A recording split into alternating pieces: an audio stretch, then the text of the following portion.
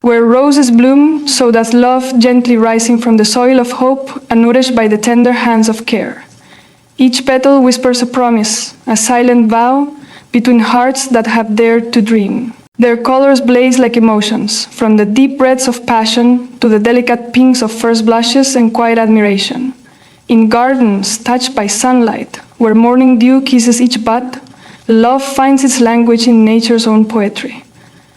A rose doesn't grow alone. It is cradled by earth, lifted by stems, and shielded by thorns, much like love, which, though beautiful, comes with challenges. Yet it flourishes. Each unfolding bloom mirrors the unfolding heart, unafraid to show its beauty despite the risk. In the hush of dawn, where everything is still and yet alive with wonder, love breathes through petals and leaves, telling stories of longing, fulfillment, and unwavering devotion. To watch a rose open is to witness love's beginning, a gentle unfolding of something deeper, more eternal. And when the wind carries its fragrance, it's as if love itself is reaching out, unseen but unmistakable. In every garden where roses stand tall, there is a silent promise that beauty thrives even in the harshest conditions. Like love, roses do not demand perfection from their surroundings. They simply rise, full of grace, wherever they are planted. They teach us that even in the midst of sorrow or hardship, something beautiful can grow if only we make room for it. The sun doesn't always shine, yet the rose lifts its face with faith. The rain may fall endlessly, yet it drinks deeply and becomes stronger. So does love. It is not always laughter and light, but also tears and patience and choosing someone again and again, even when life becomes tangled. There is strength in that quiet endurance, just as there is strength in the rose's thorns. They protect, not harm, when understood. And so, in each moment that love is tested, like petals surviving storms, it proves its worth. The garden doesn't ask for applause, it simply exists.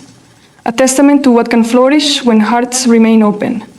And as each rose opens anew, love renews itself too, quietly but powerfully.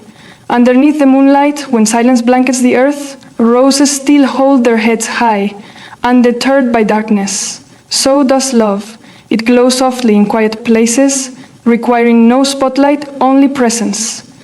In the stillness, two souls may find each other not through grand gestures, but through a shared glance, a gentle word, or the warmth of a held hand. That is how love blossoms, slowly, patiently, in the same way a rose pushes through soil, not with force, but persistence.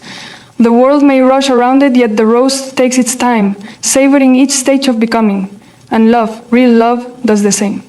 It does not demand or possess, but nurtures and listens, waiting for the right moment to bloom. Sometimes it begins unnoticed, a quiet seed buried in the heart, and only with time does it rise, revealing its depth. As night deepens and stars blink into existence, the roses remain, reminding us that beauty isn't lost in darkness, it is revealed by it. And so is love, quietly bold, defiantly soft, and eternally enduring. As the seasons change and time sweeps across the garden, roses adapt, never fighting the shifts, but instead dancing with them. So does love. It evolves, changes shape, deepens with the passing days. What began as infatuation becomes comfort. What sparked in excitement becomes rooted in trust. The bloom of love may change colors from fiery red to peaceful white, but each phase holds beauty of its own. No stage is less meaningful than the last, for all are part of love's natural cycle. The rose knows when to rest, to let go of its petals, trusting they will return. Likewise, love understands that space is sometimes needed, not as an absence, but as an invitation for growth. Even in silence, love continues, unseen yet alive. The garden never grieves the falling leaf, because it knows spring will bring life again. This quiet confidence is love's greatest strength. It does not fear change, it welcomes it. And in this ebb and flow, in every goodbye and hello, love finds its rhythm. Always returning, always blooming, even in the face of time itself. When storms come and winds rage through the garden, the roses may bend, but they do not break. Their roots run deep, anchored in earth, clinging not in desperation, but in resilience. Love too must withstand the tempests, moments of doubt, of distance, of fear. It may sway, it may tremble, but true love does not fall. It digs deeper, remembers the why, and finds its strength in shared memories, in laughter once heard, in promises once made. Like the rose, love may lose a few petals along the way, but it continues, unashamed of its imperfections. In fact, it is these very imperfections that make love real. For it is not in perfection that we find connection, but in the raw and filtered moments, the arguments, the reconciliations, the tears followed by embraces. The rose's beauty is not despite the storm, but because of it. Each scar becomes a symbol of survival, of growth.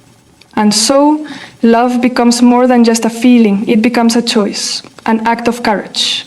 A vow to stand even when the skies are gray and the winds are wild. Even in the quietest corners of the earth, where no eyes linger and no feet tread, roses bloom in secret, uncelebrated but no less magnificent.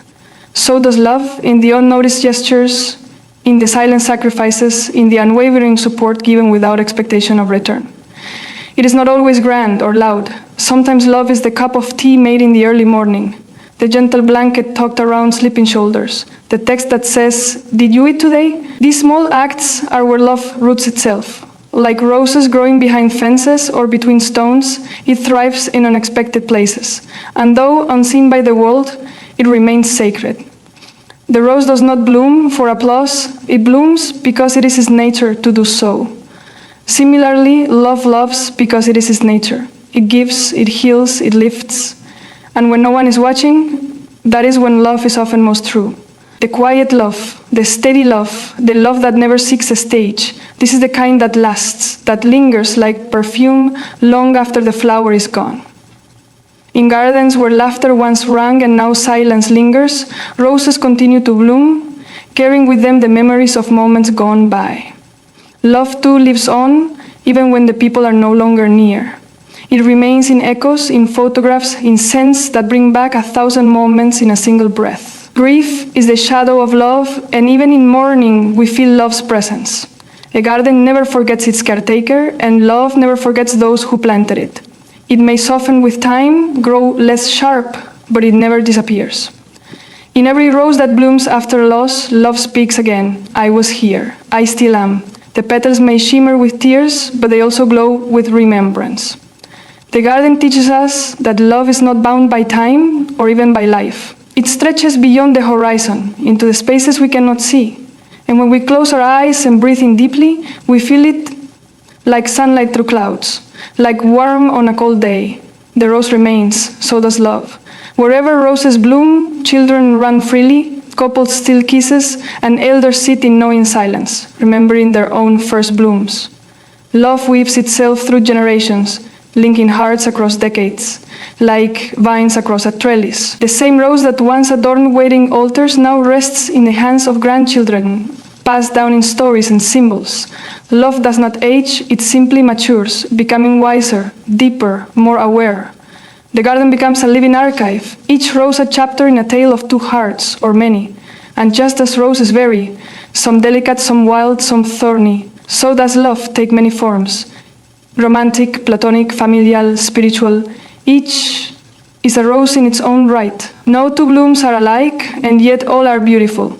This is love's gift, the ability to shape itself into what each soul needs. In a world of noise, roses offer quiet. In a world of haste, they offer stillness. And love, like them, offers sanctuary. Wherever it grows, whether in grand fields or humble pots, it transforms space into sacred ground. Wherever roses bloom, so does love.